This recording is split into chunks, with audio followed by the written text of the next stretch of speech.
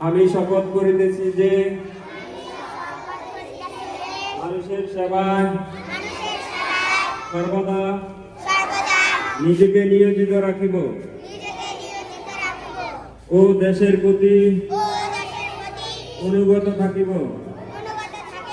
দেশের একতা ও সংহতি বজায় রাখিবার জন্য সর্বদা সচেষ্ট থাকিব। হে মহান আল্লাহ।